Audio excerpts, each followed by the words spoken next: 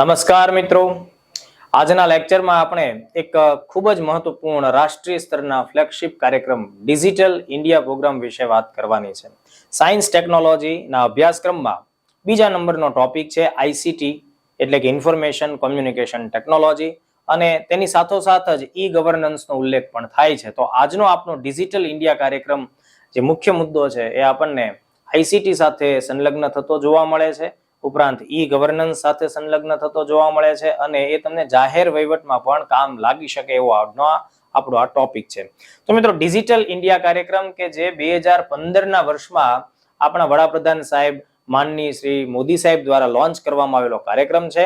એટલે લગાતાર આ કાર્યક્રમ છેલ્લા 8 વર્ષોથી આપણા દેશમાં કાર્યરત છે. આ કાર્યક્રમ હેઠળ સરકારનો ઉદ્દેશ છે કે સમગ્ર રીતે ભારતનું પ્રશાસન છે ડિજિટલ વેમાં આગળ વધે, ભારતના નાગરિકો ડિજિટલ ઇન્ફોર્મેશન કોમ્યુનિકેશન ટેકનોલોજીથી સશક્ત બને અને આપણી દેશની અર્થવ્યવસ્થા છે એમાં ખૂબ જ પ્રગતિ જોવા મળે. તો આ ટોપિક ઉપરથી તમને લોકોને જે પ્રશ્નો પૂછી શકાય એ તમામ અગત્યના એંગલ મારે તમને લેક્ચર્સમાં રજૂ કરવાના છે. એટલે હું જેટલું પણ સમજાવું, જેટલું પણ કહું, એની તમે ખાસ નોટ તૈયાર કરતા જજો. તો સૌથી પહેલા આપણે આગળ વધીએ મિત્રો. તો ડિજિટલ ઇન્ડિયા કાર્યક્રમ છે એ 1 જુલાઈ 2015ના દિવસે તેની શુભ શરૂઆત કરવામાં આવી મિત્રો. એટલે આ તારીખ અને વર્ષ પણ આપણે ધ્યાનમાં રાખવું પડે. 2015માં આ કાર્યક્રમ શરૂ થયો. જો મિત્રો, ઘણા બધા વિદ્યાર્થીઓ ઘણા લાંબા સમયથી તૈયારી કરતા હોય છે, તેમ છતાં પણ જે અગત્યની વિગતો તેમની પાસે હોવી જોઈએ કે જ્યાંથી પ્રશ્નો પૂછી શકાય, જેનો તમારે મુખ્ય પરીક્ષા તેમજ ઇન્ટરવ્યુ સ્તર સુધી પણ ઉપયોગ કરવાનો છે, એવી પાયાગત માહિતીઓ છે એનો ઘણીવાર વિદ્યાર્થીઓમાં અભાવ જોવા મળતો હોય છે. તો આપણી પ્રિપેરેશનમાં એવો અભાવ આપણે દૂર કરવાનો છે. તો સૌથી પહેલી બાબત કે આ જે આખો કાર્યક્રમ છે ડિજિટલ ઇન્ડિયા એ 1 જુલાઈ 2015ના દિવસે લોન્ચ કરવામાં આવ્યું. હવે એમ તો આ કાર્યક્રમ કેન્દ્ર સરકારના લગભગ બધા જ મંત્રાલયો અને વિભાગો સાથે કોઈને કોઈ રીતે સંલગ્ન છે, જોડાયેલો છે. તેમ છતાં જે પ્રમુખ મંત્રાલય છે જે આ આખા કાર્યક્રમને પ્રેક્ટિકલી પોસિબલ બનાવવામાં કામ કરી રહ્યું છે અથવા મુખ્ય સંસ્થા તરીકે ભૂમિકા નિભાવી રહ્યું છે, એ છે મેઇટી મિનિસ્ટ્રી, એટલે કે ministry of electronics and information technology. આ મેઇટીનું પૂરું નામ આ રીતે થશે, ministry of electronics and information technology. દોસ્તો, આ જે મંત્રાલય છે એ વર્ષ 2016ના વર્ષમાં એક સ્વતંત્ર અલગ મંત્રાલય તરીકે અસ્તિત્વમાં આવ્યું. એની પહેલા department of electronics and information technology તરીકે કામ કરતું હતું. પણ આપણે શું ધ્યાન રાખશું, મંત્રાલય 2016માં અસ્તિત્વમાં આવ્યું, જેને આપણે ટૂંકમાં મેઇટી તરીકે ઓળખીએ છીએ. વર્તમાન સમયમાં અશ્વિની વૈષ્ણવ છે એ કેન્દ્ર સરકારના મેઇટી મિનિસ્ટર છે. આ બાબત પણ આપણે ધ્યાનમાં રાખશું. બીજું એક બહુ આઈએમપી ક્વેશ્ચન આપણને પૂછી શકાય કે ભાઈ, ડિજિટલ ઇન્ડિયા અગત્યના નેશનલ લેવલના જે ફ્લેગશિપ કાર્યક્રમ અત્યારે આપણે દેશમાં ચાલી રહ્યો છે એનું સૂત્ર જણાવો, તેની ટેગલાઇન જણાવો. તો આપણે અચૂકપણે કહેવાનું છે power to empower. Power to empower. જો અહીંયા તેનો લોગો પણ બતાવવામાં આવ્યો છે મિત્રો, એનો ઓફિશિયલ લોગો છે, જેમાં પણ અગત્યની ટેગલાઇન પાવર ટુ એમ્પાવર આપણને જોવા મળી રહી છે. તો 2015માં શરૂ થયેલો આ કાર્યક્રમ છે. આ કાર્યક્રમના જે મુખ્ય ઉદ્દેશો અથવા તેના જે વિઝન, ઉદ્દેશ તરફ આપણે નજર નાખીએ મિત્રો, તો અહીંયા આપણને ઉદ્દેશમાં બે ખૂબ જ અગત્યના ઉદ્દેશો જોવા મળી રહ્યા છે. સરકાર પોતે એવું કહી રહી છે કે આ કાર્યક્રમ દ્વારા આપણે આપણા દેશની અંદરના જે નાગરિકો છે તેનું ડિજિટલ સશક્તિકરણ કરવું છે.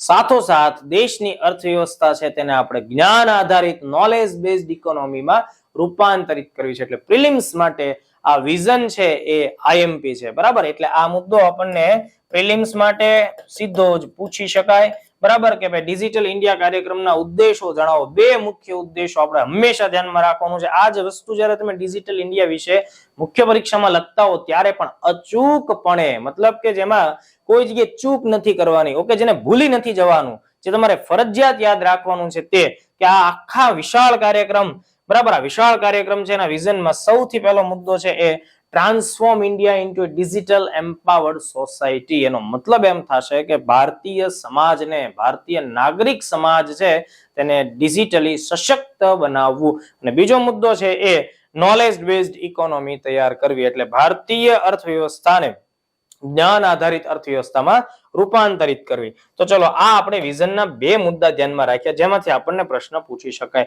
હવે એની પછીનો જે એંગલ આપણે સમજવાનો છે તે કે ભાઈ ડિજિટલ ઇન્ડિયા છે એના અગત્યના ઘટકો કેટલા, તો ધ્યાન રાખજો ડિજિટલ ઇન્ડિયા કાર્યક્રમના મુખ્ય 3 ઘટકો છે મિત્રો. આ 3 ઘટકો તમારે ધ્યાનમાં રાખવાના છે. ઓલરેડી જીપીએસસી ક્લાસ 1 નું પ્રિલિમ્સ પરીક્ષામાં આ અગત્યના 3 કમ્પોનન્ટ્સ ઓકે અથવા તો વિઝન એરિયાઝ પણ તમે કહી શકો, બરાબર. કમ્પોનન્ટ્સ પણ કહી શકો એટલે કે ઘટક થશે ગુજરાતીમાં કે આ આખા કાર્યક્રમના 3 અગત્યના ઘટકો ક્યાં, તો આ પ્રશ્ન પૂછવામાં પણ આવેલો છે. 3 ઘટકો આપણે ધ્યાનમાં રાખશું કે સૌથી પહેલો ઘટક આપણે ભારતમાં ડિજિટલ ઇન્ફ્રાસ્ટ્રક્ચર ઊભું કરવું. બીજો મુદ્દો સરકારની તમામ સેવાઓ એને આપણે ડિજિટલ સ્વરૂપમાં રૂપાંતરિત કરવી. અને ત્રીજો અગત્યનો મુદ્દો છે કે ભાઈ આ આપણી વિશાળ આબાદી છે તેને ડિજિટલી સશક્ત કરવી અથવા તો તેમાં ડિજિટલ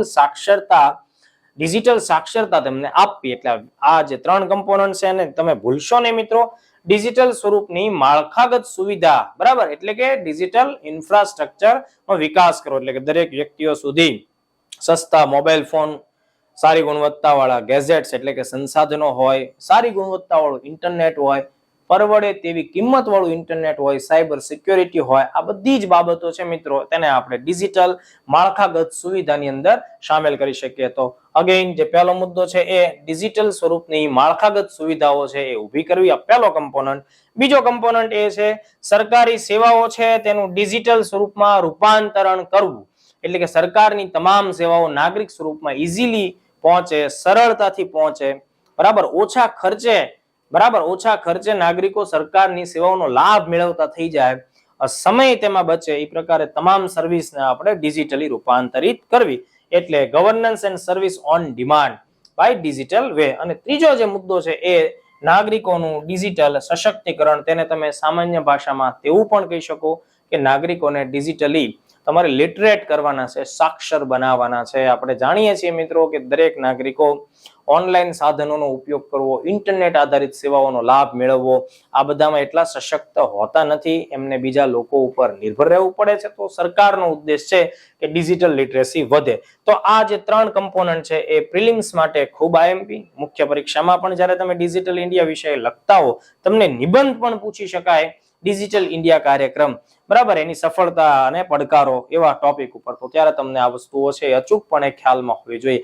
હવે આ ડિજિટલ ઇન્ડિયા કાર્યક્રમ હેઠળ સરકાર અલગ અલગ 9 આધાર સ્તંભોને આગળ વધારી રહી છે અને જેને આપણે ડિજિટલ ઇન્ડિયા કાર્યક્રમના મહત્વપૂર્ણ 9 પિલર્સ તરીકે ઓળખીએ છીએ. જેની અંદર બ્રોડબેન્ડ હાઈવેઝ ઉભા કરવા છે, દરેક વ્યક્તિ સુધી મોબાઈલ ફોન અથવા મોબાઈલ ફોનની કનેક્ટિવિટી હોવી જોઈએ. ત્રીજો મુદ્દો છે યુનિવર્સલ લેવલ ઉપર અથવા તો પબ્લિક લેવલ ઉપર ઇન્ટરનેટ એક્સેસ હોવું જોઈએ.